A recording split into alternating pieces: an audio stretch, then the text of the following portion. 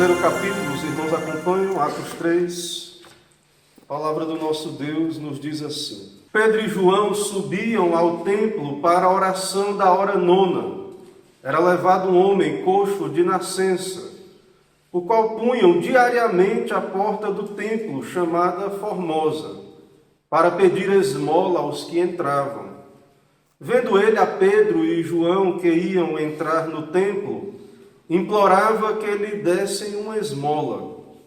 Pedro, fitando juntamente com João, disse: Olha para nós.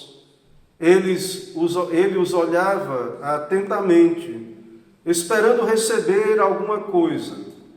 Pedro, porém, lhe disse: Não possuo nem prata nem ouro, mas o que tenho, isso te dou. Em nome de Jesus Cristo Nazareno, anda. E tomando pela mão direita, o levantou. Imediatamente os seus pés e tornozelos se firmaram. De um salto se pôs em pé, passou a andar e entrou com eles no templo, saltando e louvando a Deus. Viu todo o povo a andar e a louvar a Deus, e reconheceram ser ele o mesmo que esmolava, assentado à porta formosa do templo, e se encheram de admiração e assombro por isso que lhe acontecera. Apegando-se ele a Pedro e a João, todo o povo correu atônito para junto deles, no pórtico chamado de Salomão. À vista disso, Pedro se dirigiu ao povo, dizendo: Israelitas, por que vos maravilhais disto, ou por que fitais os olhos em nós, como se pelo nosso próprio poder ou piedade o tivéssemos feito andar? O Deus de Abraão, de Isaque e de Jacó, o Deus de nossos pais, glorificou a seu servo Jesus, a quem vós traístes e negastes perante Pilatos, quando este havia decidido soltá-lo. Vós, porém, negastes o santo e o justo, e pediste que vos concedessem um homem homicida. Dessarte, matastes o autor da vida, a quem Deus ressuscitou dentre os mortos, do que nós somos testemunhas. Pela fé em o nome de Jesus, é que esse mesmo nome fortaleceu a este homem, que agora vedes e reconheceis. Sim, a fé que vem por meio de Jesus deu a este saúde perfeita, na presença de todos vós. Agora, irmãos, eu sei que o fizestes por ignorância, como também as vossas autoridades. Mas Deus assim cumpriu o que dantes anunciara, por boca de todos os profetas, que o seu Cristo havia de padecer. Arrependei-vos, pois, e convertei-vos para serem cancelados os vossos pecados, a fim de que da presença do Senhor venham tempos de refrigério, e Ele envie o Cristo, que já vos foi designado, Jesus, ao qual é necessário que o céu receba, até aos tempos da restauração de todas as coisas, de que Deus falou por boca dos seus santos profetas desde a antiguidade. Disse, na verdade, Moisés: O Senhor Deus vos suscitará dentre vossos irmãos um profeta semelhante a mim, a ele ouvireis em tudo quanto vos disser. Acontecerá que toda alma que não ouvir esse profeta será exterminada do meio do povo. E todos os profetas, a começar com Samuel, assim como todos quantos depois falaram, também anunciaram estes dias. Vós sois os filhos dos profetas e da aliança que Deus estabeleceu com vossos pais, dizendo a Abraão: Na tua descendência serão abençoadas todas as nações da terra. Tendo Deus ressuscitado o seu servo, enviou-o primeiramente a vós outros, para vos abençoar, no sentido de que cada um se aparte das suas perversidades. Vamos orar, irmãos. Senhor Deus santo e bendito, te agradecemos pela tua palavra que revela os teus feitos na história da redenção, o cumprimento dos teus pactos, especialmente agora observando no Novo Testamento o pacto da graça por meio de Cristo, o chamado ao arrependimento e à fé aos pecadores perdidos. Te louvamos, ó Deus, por esse Evangelho. Pedimos, abençoa esse momento, fala ao nosso coração, dá-nos discernir a Tua vontade, a Tua voz na palavra, e nos santifica, nos abençoa e concede graça ao Teu povo. É o que oramos, pedimos no nome de Jesus. Amém. Amém. Meus irmãos, no final do capítulo 2 de Atos, no verso 43, o texto bíblico diz que em cada alma havia temor e muitos prodígios e sinais eram feitos por intermédio dos apóstolos. Que prodígios e sinais eram estes? Então, no nosso texto, nós vamos observar um destes milagres, destes sinais que eram credenciais apostólicas. Então, nós observaremos essa cura do coxo ali que esmolava a porta do templo. Claro, irmãos, que o principal milagre nós vemos na conversão de um pecador. E pela pregação de Pedro, vimos 3.000 se converter, um milagre extraordinário. E esse milagre, a regeneração, é um grande milagre. E um milagre secreto aos nossos olhos, quando Deus, o Espírito Santo, aplica aquilo que Cristo conquistou na cruz no coração de um pecador, tirando o coração de pedra e lhe dando um coração de carne. Então este é o principal milagre que temos nas Escrituras, a salvação de um pecador. Concedeu arrependimento e fé aos rebeldes é um milagre extraordinário. E também o Senhor deu sinais aos apóstolos que acompanhavam a pregação do Evangelho para que as pessoas atendessem à pregação. Então esses milagres, eles não eram milagres sem propósito. A ideia desses milagres era atrair aquelas pessoas para que então ouvisse o Evangelho e então não apenas recebesse um benefício terreno, uma cura física, uma necessidade terrena suprida. Não é a ideia do milagre, dos milagres apostólicos, não tinha esse propósito, mas sim autenticar o ministério desses apóstolos, que eram canais de revelação, e também usados para a expansão do Evangelho ali naquele contexto da Igreja Apostólica. O nosso texto, então, no capítulo 3, descreve Pedro e João subiu ao templo para a oração da hora nona. O horário é 3 horas da tarde.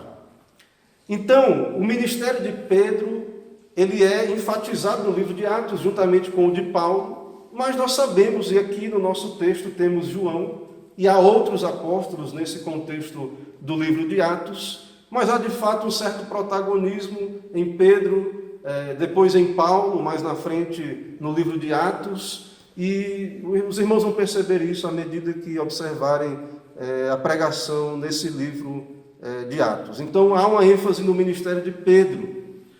Ele então prega aquele primeiro sermão dos 3.000, agora também, diante desse milagre, veremos um sermão, outro sermão de Pedro sendo pregado, e João está ali junto a ele também, um dos líderes da igreja, uma das colunas da igreja ali em Jerusalém, e ele está lá com Pedro também. Irmãos, os apóstolos continuavam frequentando o templo como local de oração. Eles eram judeus, claro, são cristãos agora, mas alguns hábitos nesse período de transição, eles estão aí, eles frequentavam o templo, e o templo possuía 3 horários fixos: a oração pela manhã, à tarde e ao pôr do sol. Segundo os escritos judaicos, o Talmud, esse era o horário dos sacrifícios. E então isso era usado para também fazer orações. Isso seria às 9 da manhã, esse horário iniciaria, às 3 da tarde, no finalzinho da tarde. E é por isso que os judeus, em geral, os judeus piedosos na Bíblia, oravam 3 vezes por dia.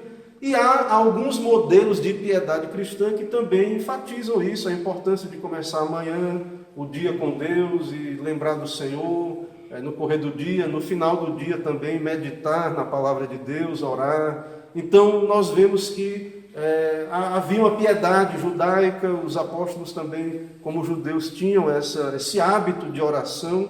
E a igreja cristã também tem seguido modelos de oração que seguem, às vezes, essa divisão em três partes. Então, o texto diz que eles subiam ao templo. Isso dá a entender um hábito. Eles dá a entender que havia um hábito comum. Como judeus e agora como cristãos, eles tinham esse hábito. E ao seguir essa rotina, no verso 2, vemos que, cumprindo esse dever de oração, eles se encontravam com outras pessoas. E no nosso texto, no caso, havia um homem que era levado ali constantemente ao templo, que era um coxo de nascença, que era alguém que iria esmolar, pedir esmolas. Então, nosso relato ele se concentra nessa questão, nesse evento especial, que é o encontro de Pedro e João com esse coxo, que era mendigo à porta do templo. E diferente de hoje, que talvez tenha algumas vagas no mercado de trabalho, para quem é deficiente, poder trabalhar, nessa época aqui não havia isso. E era muito comum, como é hoje, colocar essas pessoas em locais estratégicos para mendigar, e então obter o seu pão diário ali, dessa maneira. Então esse mendigo, ele estava acostumado a pedir esmola, ele estava acostumado a receber dinheiro ali à porta do templo, não tinha uma assistência social, não tinha nada disso para sua manutenção, ele tinha esse costume, era conhecido, era 40 anos coxo, ele estava nesse tempo todo, e então nós temos esse encontro aí, a partir do verso 3 ao 5, onde ele encontra-se com Pedro e João, e o texto diz, e vendo ele a Pedro e João que ia entrar, implorava que lhe dessem esmola.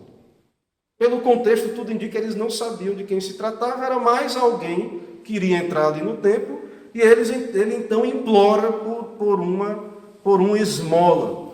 E nesse contexto, uma oportunidade então é dada aos apóstolos, que têm a atenção daquele homem, daquela alma perdida nesse momento. Tudo indica, irmãos, o interesse dos apóstolos é um interesse pastoral, é um interesse espiritual, com a alma perdida e carente daquele coxo. Além de uma pessoa deficiente, tudo indica, e sabemos aqui pelo contexto, uma pessoa de fato espiritualmente carente da graça do Senhor. Então imagine um homem sofrido, claro, já acostumado com esse sofrimento, 40 anos de idade, o texto vai dizer que ele tinha 40 anos de idade, e um homem sem perspectiva, no sentido humano, a idade avançando, ele coxo, esmoléu, e acostumado a esperar nos homens, acostumado a pedir, a fitar os olhos nos homens, e pedir alguma ajuda, alguma esmola. E sua atenção, então, costumava estar nos homens, né? Não no alto, ou em Deus, ou qualquer coisa desse tipo. E é isso que vemos no texto, ele era um pedinte, então podemos pressupor isso. No verso 6, então, chegou o dia em que o Senhor determinou esse encontro e essa fala muito conhecida do apóstolo Pedro. O dia em que Deus determinou que seria apontado Cristo para esse pedinte. Então, Pedro dá essa resposta, não tenho prata nem ouro, mas isso o que tenho te dou, em nome de Jesus Cristo Nazareno anda. Então, o nome de Cristo foi anunciado para ele, para que ele pudesse crer e ser curado. E, claro, irmãos, não são meras palavras vazias aqui, é o Evangelho que está sendo pregado, é a doutrina de Deus, é a palavra de Deus, é o pacto da graça. Aquele homem deveria crer em Cristo para a sua redenção, para a sua salvação, e muitas pessoas se prendem nessa ideia da riqueza da igreja, ou da pobreza da igreja, e que naquela época, está vendo, Pedro disse que não tinha prata nem ouro, e hoje as igrejas têm recursos, mas não pregam o evangelho. Sim, isso pode ser uma questão a ser notada, mas a igreja, e vimos no capítulo anterior, que as pessoas vendiam suas propriedades e depositavam aos pés dos apóstolos. A igreja, mesmo a igreja nascente, tinha alguns recursos. Obviamente, esses recursos eles não estavam nas mãos dos apóstolos para fazerem o que quiserem com esse dinheiro. Ele tinha um propósito, até mesmo suprir os da fé em primeiro lugar, o fato é que tudo indica Pedro não tinha nesse exato momento algum valor consigo, ou não podia dispor de qualquer maneira do dinheiro arrecadado pela igreja, como uma propriedade particular, e de fato, de alguma maneira, possivelmente não havia nada na sua mão para esmolar pela providência de Deus. Então, ele tinha algo muito maior do que dinheiro para apontar e oferecer, em certo sentido, para esse mendigo. Ele é um apóstolo de Cristo, alguém que o Senhor comissionou a pregar as boas novas. O Senhor lhe deu autoridade para pregar, para expulsar demônios e anunciar o Evangelho, e isso nós vemos nos próprios Evangelhos. Por exemplo, no Evangelho de Lucas, Jesus, convocando os 12, deu-lhes poder e autoridade sobre todos os demônios e para efetuarem curas. Também os enviou a pregar o reino de Deus e a curar os enfermos. Então os apóstolos, eles tinham uma vocação especial de pregação, de milagres, de curas e tudo mais. E o Senhor ainda disse para eles: nada leveis para o caminho, nem bordão, nem alforje, nem pão, nem dinheiro, nem deveis ter 2 túnicas. Então, é um apóstolo, ele tem toda essa vocação, esse chamado de Deus para pregar e efetuar milagres em nome de Jesus. Então Pedro prega o nome de Jesus para aquele homem. Pregar o nome de Jesus, irmãos, isso não é uma frase de efeito ou um chavão. O nome é a pessoa.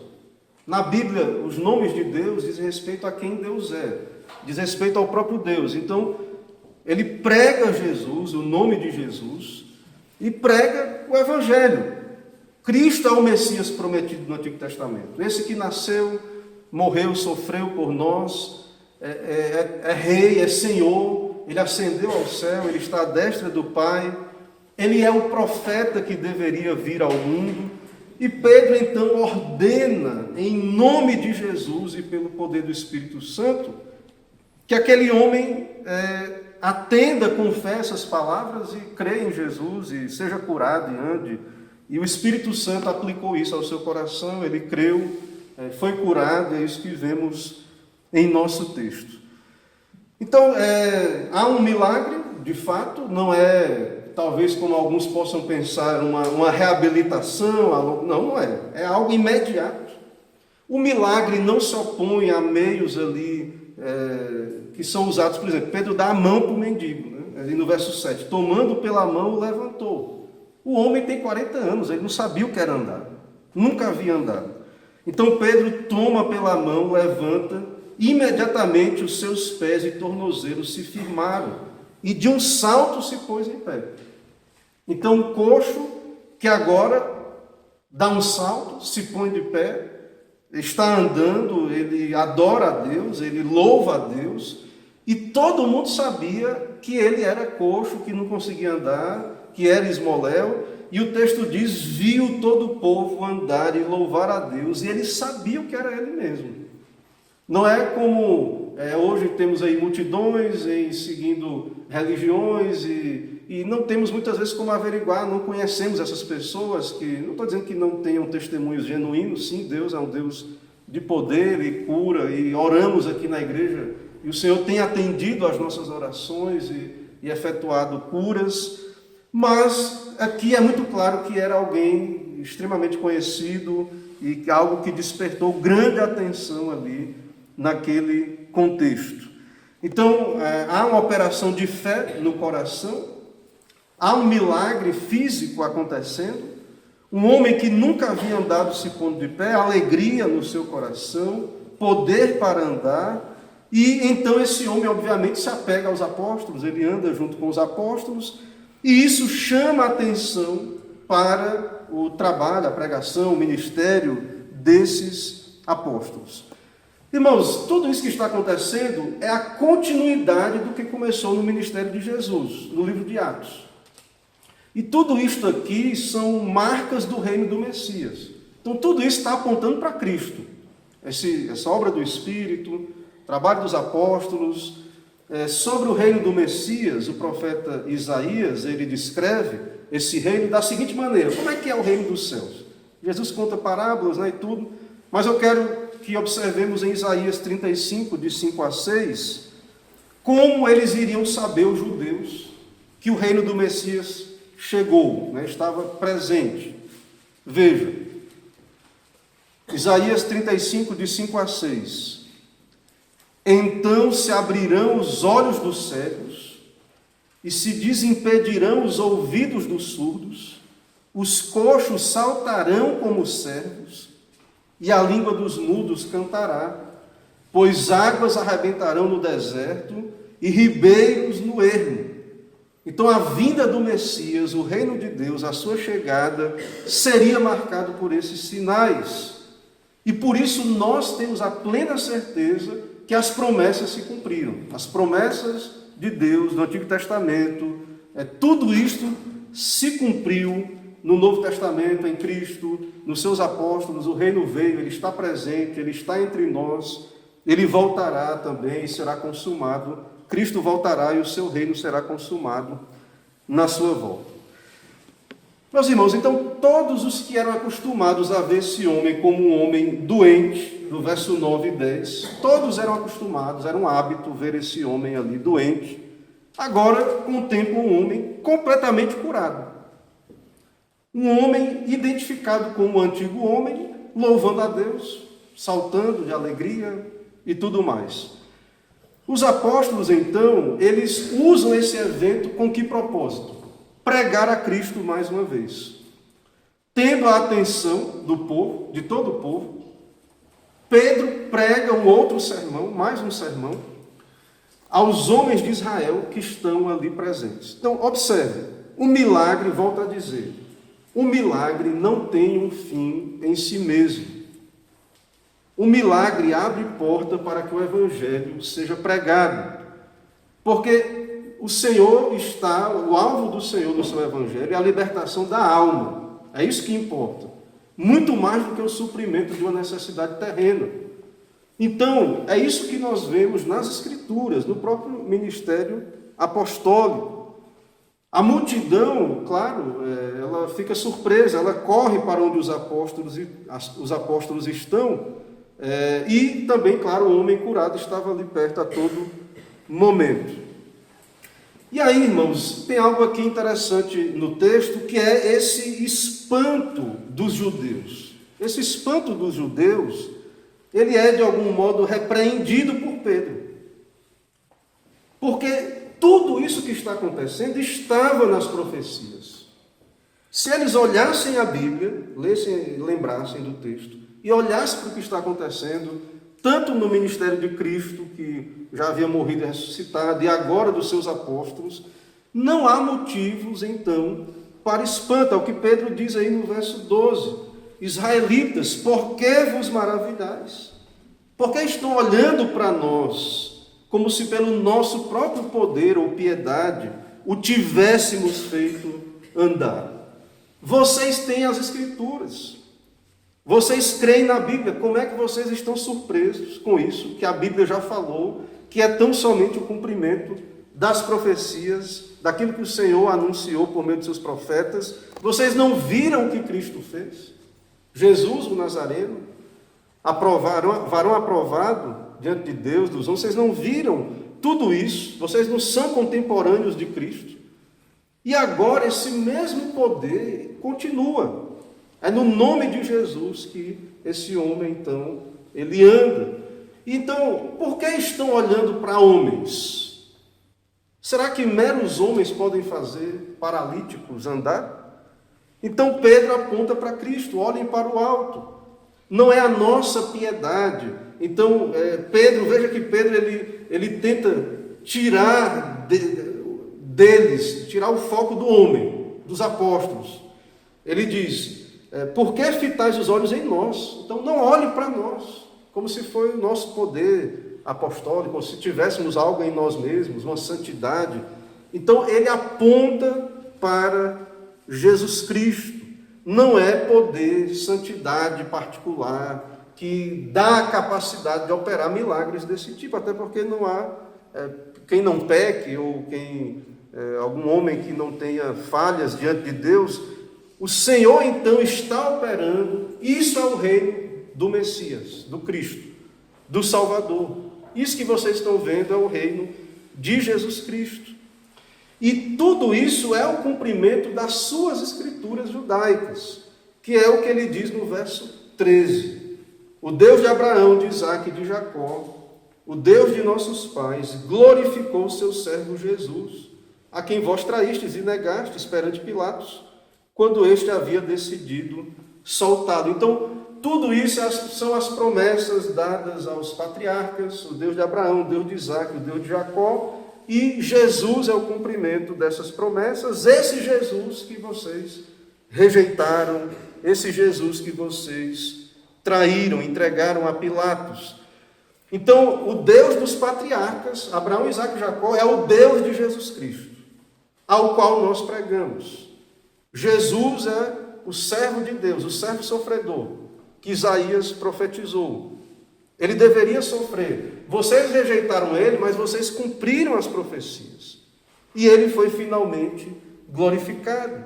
E Deus cumpriu sua vontade, mas vocês, judeus, são culpados da morte de Cristo. O próprio Pilatos lavou as mãos, né? Não viu crime algum. E Pedro, então, irmãos, ele prega Jesus e ele é uma pregação muito direta. Ele cita os pecados, ele aponta para o pecado dos judeus. No verso 14, ele diz diretamente: vós negastes o santo e o justo. Vocês pediram homicida. Vocês trocaram o autor da vida. Vocês não quiseram o autor da vida. E vocês escolheram um que tirou a vida, um homicida, o Barrabás. Vocês escolheram. Entregaram o santo de Deus para ser morto, preferindo no lugar dele um assassino. Essa é a história do povo judeu ali, como nação de Israel.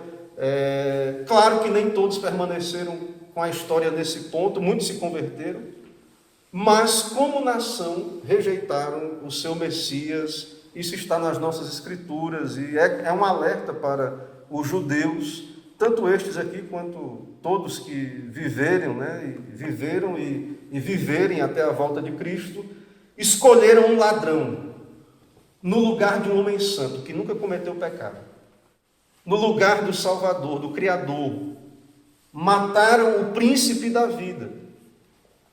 Foi eles, não foi Pôncio Pilatos. Eles mataram. O que Pedro está dizendo: vós o negastes, pedistes um homicida. Aí veja o verso 15, que ele diz: vocês mataram.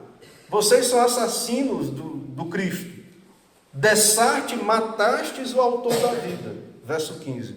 A quem Deus ressuscitou dentre os mortos, do que nós somos testemunhas. Então, escolheram, mais uma vez digo, que retira a vida no lugar do que dá a vida. Quiseram as trevas antes do que a luz. Porém, Deus o ressuscitou dentre os mortos, e os apóstolos são testemunhas autorizadas disso. Os apóstolos são pregadores desse Cristo, deste reino dos céus, e é pela fé no nome desse Cristo que esse milagre foi operado, que essa cura foi operada. É o que Pedro diz no verso 16, esse nome, é o nome de Jesus, que é Deus homem, que é Salvador, fortaleceu a este homem, que agora vedes e reconheceis. A fé que vem por meio de Jesus, por meio da graça, do Evangelho, do poder de Deus que vem, então, por meio do seu Evangelho, usando os seus apóstolos ali, como já argumentamos, foi a fé de Jesus que salvou esse homem e lhe deu uma cura também terrena, uma cura do seu estado de coxo, que havia já 40 anos. Então, irmãos, tudo isso nós temos aí, e nós podemos observar e crer que o Senhor não operou só externo nesse homem, mas uma cura também da sua alma, no coração. E por meio também desse milagre, a palavra de Deus foi pregada e propagada. E por fim, no verso 17 ao 23, nós temos a aplicação do sermão de Pedro. A partir do 17, então, nós temos algo como que a aplicação do sermão. Ele diz, primeiro, chamando arrependimento, e também deixando claro que há uma ignorância, um certo pecado de ignorância. Eu sei que o fizestes por ignorância, mas Deus cumpriu o que dantes anunciaram. Mas vocês pecaram, é pecado do mesmo jeito. Foi por ignorância, o texto diz. E por meio desse pecado de ignorância, Deus cumpriu o seu decreto. Eles foram conduzidos por líderes cegos, mas pecaram, não compreenderam a mensagem do Messias. E ao fazer isso, todas as profecias foram cumpridas. Isaías 53 e outras profecias sobre o servo sofredor. Então, no verso 19, está aí o grande chamado ao arrependimento. Verso 19. Arrependei-vos, pois, e convertei-vos, para serdes cancelados os vossos pecados. Essa é a nova aliança. Vocês não podem fazer nada sobre isso que vocês fizeram. Não é vão, façam boas obras e tal, não. Se arrependam. Nós não podemos satisfazer a justiça de Deus, mas nós recebemos a justiça de Deus por meio do arrependimento e da fé em Cristo Jesus. Então, é necessário reconhecimento de pecados, arrependimento, e só dessa maneira, então, poderiam ter os pecados perdoados e esperar tempos melhores da parte de Deus, tempos de refrigério. Então, tudo isso cumpre o ministério do Messias, o reino de Deus, a pregação continua cumprindo esse mistério, e isso continuará até a volta de Cristo, que é o que Pedro diz no verso 21. Ele foi recebido no céu até o tempo em que tudo será restaurado, né? Então ele diz isso aí no verso de número 21. Então, irmãos, estes são filhos da aliança, são filhos de Abraão, de Isaque e de Jacó, são judeus, são alvos aqui nesse momento do Evangelho. Isso também aponta para o fato do cumprimento das promessas a Abraão, Isaque e Jacó, a escolha dos judeus, a escolha de Abraão e da sua descendência, tinha um propósito de que por meio dele, de Abraão, todas as famílias da terra fossem abençoadas, o Evangelho fosse pregado a todas as nações, e então isso se cumpriu perfeitamente no Novo Testamento, e a bênção de Abraão chega a nós como? E chegaria àqueles, porventura, naqueles que creram. Como é que chega essa bênção de Abraão? Pela fé. Quando nos arrependemos, quando cremos. E que tipo de bênção é enviada? Qual era a bênção de Abraão? O perdão de pecados. Salvação, pessoas transformadas que se apartam dos seus pecados e servem a Cristo. Irmãos, diante disso, então, claro, a pregação, o milagre, algumas coisas foram apontadas aí durante o texto, mas eu quero trazer algumas aplicações ainda finais para nós aqui nesta tarde. A igreja ela é coluna e baluarte da verdade e ela tem sua missão principal anunciar Cristo. E o Senhor então nos chama a isso. Esse é o foco da atividade da igreja, anunciar o nome de Cristo. O Senhor é soberano, Ele é quem nos dá as oportunidades para isso, mas o nosso chamado, nós estamos aqui domingo após domingo, nas oportunidades que o Senhor nos dá como igreja, e estamos aqui para anunciar o reino de Deus, anunciar Cristo Jesus e o Evangelho de Cristo para que os pecadores se arrependam e creiam nele. Também observamos aí que a primeira resposta de uma vida transformada é gratidão, é louvor. Aquele homem então foi salvo, foi curado e ele louva a Deus, ele adora a Deus, vemos gratidão. Também vimos que os milagres de Deus são incontestáveis, né? Não é algo que possa ser falseado ou achar que foi algo progressivo, algo humano, mas o milagre de Deus aqui visto no texto é algo incontestável. E que nomes para Deus não são apenas algo invólucro, sem sentido, sem um sentido mais profundo. Os nomes bíblicos apontam para a pessoa, e no caso a pessoa de Deus, suas características. Então, não é um chavão falar o nome de Jesus ou pregar em nome de Jesus. Quando nós, então, pregamos o Evangelho, quando falamos o nome de Jesus, nós estamos falando de toda a sua obra. O seu nascimento, vida, morte, ressurreição, o seu reino, os seus milagres. E este nome continuou a ser pregado através dos apóstolos. E nós também hoje anunciamos o nome do Senhor pela pregação, por meio do sacramento, anunciamos a morte do Senhor até que Ele venha. Então, por meio desse anúncio de Cristo, os pecadores estão sendo chamados da morte para a vida e sendo feitos filhos de Deus, tendo em seus corações o poder de Deus sendo operado em suas vidas.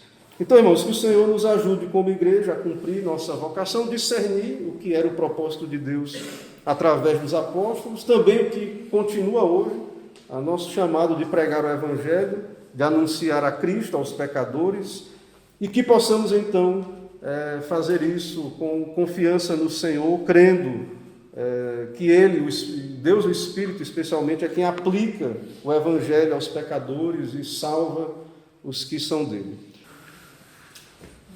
Senhor nosso Deus, Deus bendito, Deus eterno, Deus nosso, por graça, por meio do Teu Filho, o Senhor nos chamou à comunhão contigo. Assim te louvamos nesse momento, por podermos te adorar, te servir no Teu dia, e poder ouvir, ó Deus, o Teu Evangelho, a pregação de Cristo, e saber que a fé é um milagre, o arrependimento, e que aprove ao Senhor nos revelar Teu Filho, nos dar fé e o arrependimento.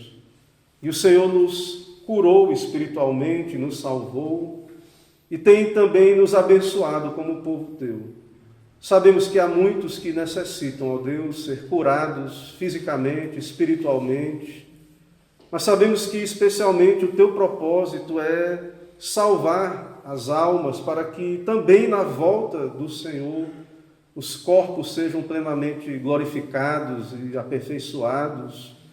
E sabemos que o único meio de o Senhor cumprir esse propósito, segundo a Tua própria determinação, é a pregação do Teu Evangelho. Assim, abençoa a Tua igreja, ó Pai, na sua missão, abençoa esta igreja, abençoa a pregação do Teu Evangelho através desta igreja, tanto a pregação pública quanto as oportunidades que o Senhor nos dá no dia a dia, no contato com as pessoas. Ó Deus, nos dá a anunciar Cristo com fé e também crendo em tudo que foi revelado, todas as doutrinas, todos os fatos sobre o Teu Filho, e que o Senhor se agrade em abençoar aqueles que ouvem e que a bênção de Abraão chegue também aos perdidos dos nossos dias, aos Teus eleitos, e que possamos ver pessoas sendo resgatadas, salvas, transformadas pelo poder do Teu Evangelho.